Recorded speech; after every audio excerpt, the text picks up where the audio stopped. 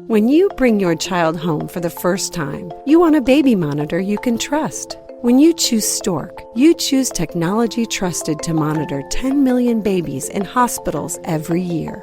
Stork continuously tracks your baby's pulse rate, oxygen saturation, and temperature. Visit MassimoStork.com to learn more. Stork, a revolutionary baby monitor, is born. Stork is not a medical device. Read and understand all product labeling. Massimo data on file. Moms and dads, I bet you can relate to this email. Kirk, my son is just like the kids you described in your podcast. He comes home feeling defeated after school, feeling like he isn't smart. But I got him Crunch Labs and he loves it. Building the new toy and watching Mark Rober makes him feel smart. And then he explains, talking a million miles a minute, like our kids do, all the cool science facts he's learned. It's like I get my real kid back when he's building his Crunch Labs toy. And that is exactly why I was so psyched when my niece first told me how her son loves Crunch Lab. Confession, this is the one sponsor I wanted more than any other because it's such a perfect fit for our kids. So go to crunchlabs.com/calm and you'll see why. Crunch Labs is a STEM monthly subscription build box for kids. Your kids get a really fun toy in the mail every month. And what kid doesn't love that? And then they put it together by watching a step-by-step video from former NASA engineer Mark Rober, where he teaches all the cool physics that make the toy work. Mark's passion is helping kids think like engineers. And this helps your kids develop resilience and problem-solving skills while having a ton of fun. Get your kids something they will actually love, use, and look forward to getting all throughout the coming year. Build your child's confidence now.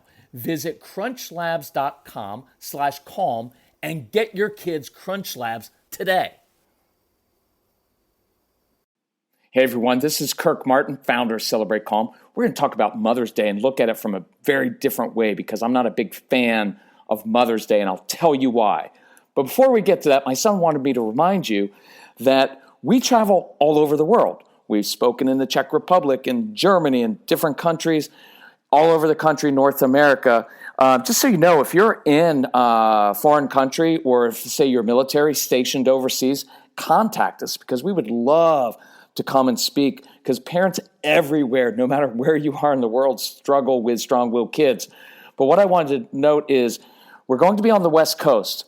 And we don't get west of the Mississippi that often just because it's a lot further for us. It makes it a lot more expensive. But we have a trip planned in prime time of October, which is great time because the kids will have been in school for a couple months, all the issues going along. So if you are in California, Arizona, Utah, Colorado, New Mexico, Texas, Kansas, Oklahoma, anywhere out there, email or call my son. It's Casey, Casey, at celebratecalm.com. Tell him the name of your school, church, synagogue, foster care organization, adoption agency.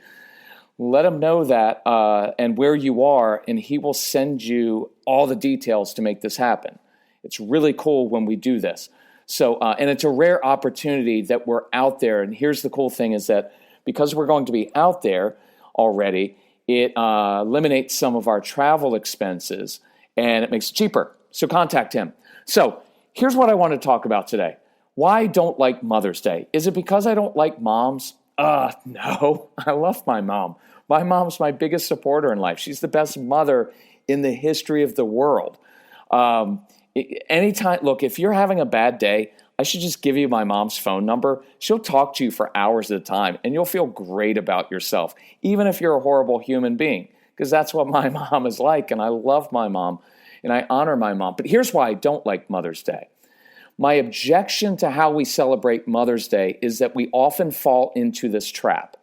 Throughout the entire year, a mom's needs get put on the back burner, dismissed, or disregarded. Then on one day in May, kids and husbands, often kind of lamely, pay homage to their mother, right? But even in so doing, they never really provide anything that's ultimately satisfying or long-lasting, right? It's kind of like this obligation, do something for your wife, do something for your mom, one day out of the year.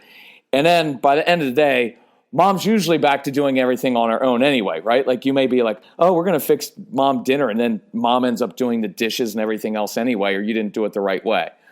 So look, it can't be one day. The reason I don't like Mother's Day is because it ends up being one day. And what needs to happen is this. And it's not, I'm not going where you may think I am. It's not like, 365 days of other people recognizing moms. No, the solution is not for kids and husbands to give better gifts. The solution has nothing to do with the actions of your kids or husbands. The truth is that the only one who can change this dynamic is you, as a woman, as a mother, as an individual. It is completely within your control. So if you don't mind, and even if you do, let me be blunt. Sometimes your kids don't respect you because you don't respect yourself. Your kids don't respect your time because you don't respect your time. You do everything for everybody else and nothing for yourself. And then you end up exhausted and resentful, probably like your mother. After all I do for you, and you, look, that's your issue. Your kids are never going to wake up and say, Mom, listen, had a talk with my brother and sister. We've determined you do way too much for us. No, you chose that, and you've got to deal with that on your own. Let me be a little bit even more blunt. Moms, if you don't care enough about yourself to take care of yourself emotionally, physically, and spiritually, why would anybody else care about you? If you don't make yourself a priority, why would anybody else? Here's a great saying I want you to remember. I want you to begin to treat yourself the way you want others to treat you, right? So you discount your value and your time, and it's no wonder others do, because you just put yourself on the back burner and you've led yourself to believe, well, that's just being giving. No, it's not. It ends up being very selfish, because when you ignore your own physical, emotional, and spiritual needs, what happens is you become exhausted. And then at the very moment, your kids need you because they're struggling with anxiety, or they're disappointed, or they're melting down. You don't have anything to give them, and you make it all about yourself instead of being the rock solid person that your kids need. Does that make sense? Let me say it in a nice way. The greatest gift you give your family is not what you do for them. It is what you do for yourself. I'll make it personally here. You can probably tell I'm kind of a sarcastic jerk, and I have a lot of energy. That's my nature. When I get up and get my morning walk in, my quiet time, when I go and work out at the gym, especially when I worked in the corporate world and I come home from work all stressed, when I worked out at the gym in the middle of the day, you know what the gift was to my family? Instead of my wife having to wonder, what dad are we getting tonight, right? Because here's the dynamic that happens of dad comes storming into the home and mom has to choose, do I stick up and for my child and protect him? Or because if I do that, am I now undermining my husband's authority, right? And so the greatest gift I would give my family is when I took care of my own emotional, physical, and spiritual needs. Now when I walk through the door at the end of the day, now they don't have to manage my emotions for me because I already did that. Now I can be outward looking. Look, part of the reason we started Celebrate Calm is it's not just about being calm, being a better parent. It's because my goal in life is to be good to other people, right? To be a net positive, to give out to other people. But when I'm so consumed with my own anxiety and my own worries and my own perfectionism and my own control issues, I get very internally focused. I can't give out to everybody else. They actually have to give to me because I have to make sure that everything's okay. Otherwise, I'm going to lose it. But when I got control of myself and learned to take care of myself, now when I'm out driving and doing errands, when I'm going to the gym, when I'm in traffic, when I'm in the grocery store, in the post office, when I'm meeting with other people and with my own family, I can give out now because I've already taken care of my own stuff inside. Now I am free from all those internal things to focus outwards. So moms, all the moms listening want to be giving, generous people you've been raised to, like, my job is to give out and to sow all these good things into my kids. And what I want you to know is the best way that you can do that is to first focus on yourself, in taking care of yourself, so that now from a place of wholeness, you can give out. And even more than that with your strong-willed kids, when they come home from school or when you pick them up after your long day at work and you pick them up from daycare, whenever you see them, now when they're struggling, you don't make it all about, after all I do for you. Now you can be patient and listen, and you can have wisdom to see what's really going on and to help them. But if you're frazzled and exhausted, you can't help your kids. You end up being helpless. And that's when you end up lecturing and yelling. So this is all about being more giving, but the foundation is giving to yourself. So I want you to make yourself a priority. Here's an example. Tonight, I want you to come home from work, do a couple things around the house, whatever you want to do, but I want you to sit on the sofa. One night this week, sit on the sofa, pick up a book that you want to read, not a parenting book you want to read. Something, an escape book, I don't care. And when your kids come in the room, Mom, I'm hungry.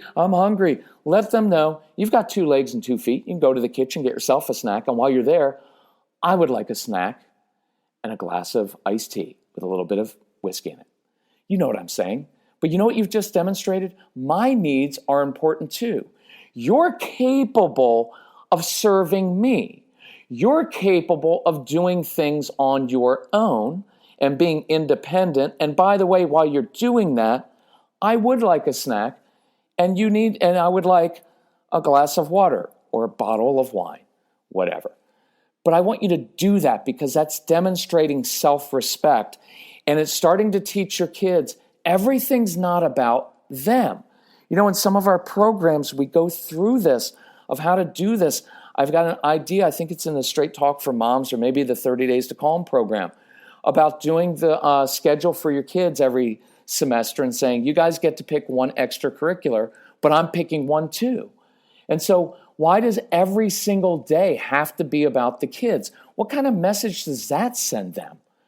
Why can't you one night a week do what you want to do, whether it's a book club or a Bible study or a yoga class or just sitting out in the car by yourself, right? Or going to a Starbucks or literally just sit. Look, some of you can't leave the home because you've got little kids, right? You've got little kids.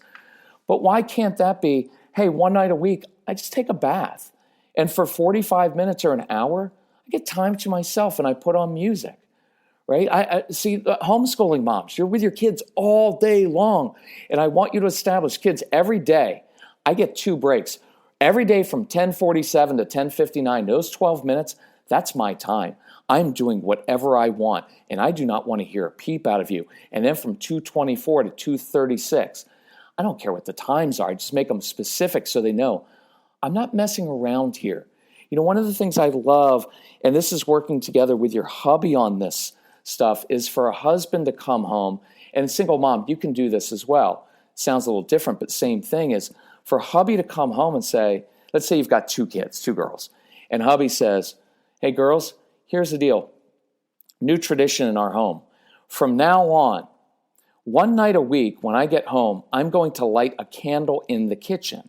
And when I light that candle in the kitchen, here's what it means. It means I'm having dinner alone with my wife, and you 2 are not invited. Now, that's not being mean. I didn't say, you know what, you guys aren't welcome at dinner because you're ruining our marriage. I didn't say that, right? I just said, I'm doing this with my wife, which I like the language, not necessarily your mother, but my wife, and you 2 are not invited. Why? Because they're not invited. Because they're capable of being on their own for 45 minutes. Or look, 30 minutes, by the way. When you first start this, it's 30 minutes. You know why? Because you and your spouse probably haven't talked about anything but the kids for the past 4 or 7 or 14 years, and it's going to be awkward, like, what do we talk about? So, some crazy weather we've been having lately, huh, honey? Right? And you're going to sound... Anyway, but I love that of the boundaries of dad saying that, or single mom saying, one night a week, I'm lighting a candle in the kitchen. I'm having dinner by myself. Why? Because I need the alone time and I want it. Doesn't mean I don't love you. Don't pull that, what's the matter? Don't you love us? Because your answer to me like, yeah, sometimes I'm not so sure. Right? But you know what I mean? You don't have to answer those questions. They're manipulative. No, I want you to draw the boundary of, tonight I'm having dinner by myself in the kitchen, or hubby, having dinner with my wife. And I let the kids know during that 30 minutes, because look, I'm going to feed the kids early. Don't do what works. Don't be afraid. I've been mentioning that in the no BS program that I just did. I'm trying to cut through all the clutter and just letting parents know, do what works.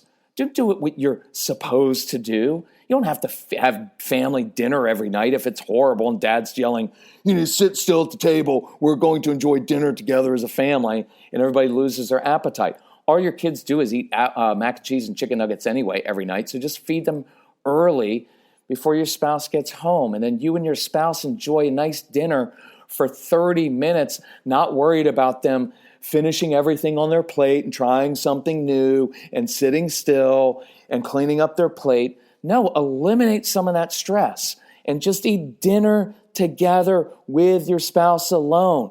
Who cares? Sit your kids in front of a movie. They're not going to die, right? Oh, I'm never going to use screens as a babysitter. Really? I will. No, not screens. By the way, I don't want your kids on screens from a young age.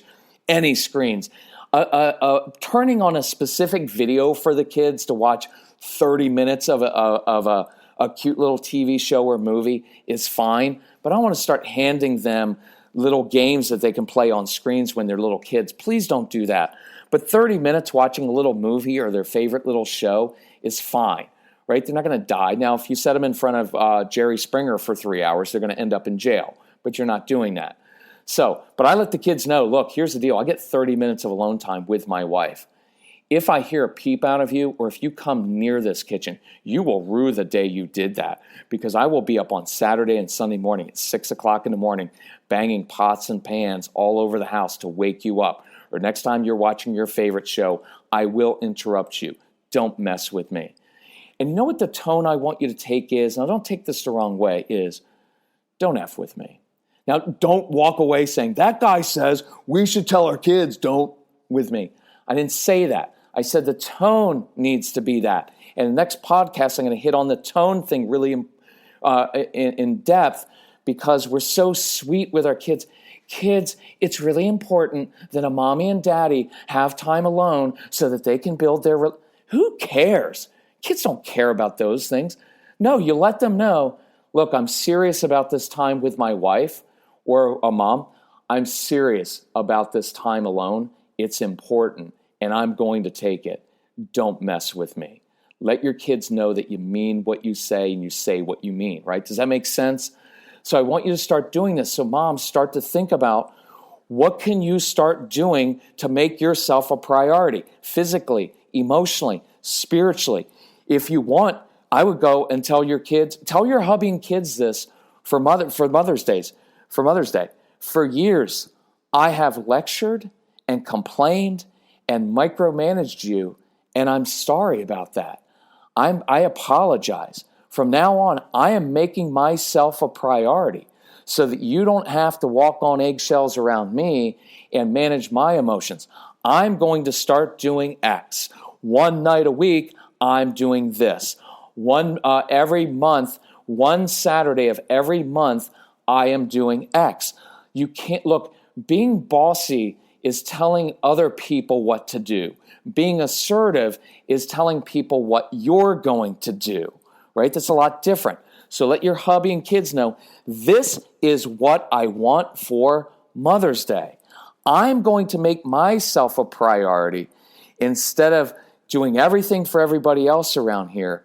But I want you to learn how to control yourself, right? Hubby, I have been managing your emotions. I have been walking on eggshells around you for the last 10 years.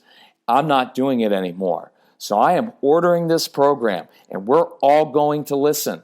And you go ahead and order. We've got a great program at celebratecalm.com/moms, MOMS. And it is everything we have ever created. All of our CD programs, you get it on audio download right to your iPhone. You can share it on multiple devices so your husband can listen, your parents, teachers, friends. I don't care.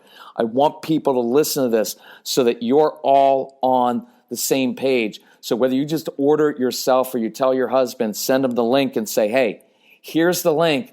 Save your trouble. I'm making it easy for you. This is what I want this year. Or the No BS program is celebratecalm.com/NOBS. Forward it to him. Say, I just did your shopping for you. And by the way, look, I was going to say, hey, instead of flowers this year, I want this. No, here's what I want you to do. I want you to say, I want this. And by the way, I want the flowers too. Why? Because I'm worth it, and because I deserve it, and because this is self-respect. See, that's the sound of self-respect. Not like, well, I don't care. Whatever you guys want to get me is fine. I don't need anything. Just having you with me. Stop with that stuff. My mom does that all the time. Sorry, Mom, if you're listening, but you got to stop it. You're 85. Come on. Right? Because she did that one Christmas. I don't care. And I said, Mom, that's a lie. You do care. Because if your 4 boys didn't get you any gifts for Christmas, you would be hurt and you would be resentful. Because after all you did for us when we were kids and we can't even buy you a gift, that's your issue. Speak up for yourself. Be assertive.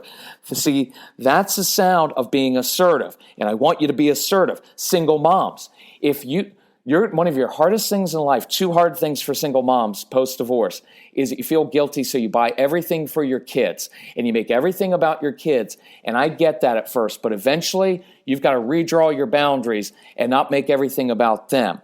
Single moms, you need to learn to ask for help. So if you need help with our programs, right, financially, then email. Everybody can email my son, Casey, Casey, at celebratecalm.com, or call him at 888-506-1871 and say, I want your stuff. Your dad's been describing my home and us and our kids, and we want to help. I want you to stop feeling helpless. I want you to start enjoying being a mom again. So I encourage you, moms, what are you going to start doing for yourself? Write it down. Post it on the mirror. Post it on the refrigerator. And I want you to spend the month of May, start this before Mother's Day. Don't wait for Mother's Day. Let's do it now. So for the month of May, start new tradition. What are you going to do for yourself? If we can help you in any way, let us know.